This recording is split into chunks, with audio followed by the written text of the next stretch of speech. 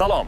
Bugun test savollarida hammani qiynaydigan yo'l belgilarini qanday qilib oson yodlash usulini o'rganib olamiz. O'rganishni boshlashdan oldin keyingi videolarni o'tkazib yubormaslik uchun kanalga obuna tugmasini bosib qo'ying.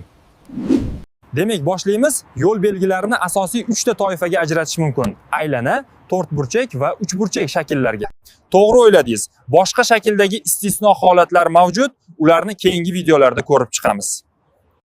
To'rtburchak shakldagi yo'l belgilari bilan boshlaymiz. Bunday shakldagi yo'l belgilari harakat qatnashchilariga ma'lumot beruvchi yo'l belgilar hisoblanadi. Bu toifaga ikkita kategoriyadagi yo'l belgilarini kiritishimiz mumkin. Axborot ko'rsatkich va servis belgilari. Qo'shimcha axborot va istisnoli to'rtburchak belgilari haqida keyingi darslarda batafsil tanishib chiqamiz.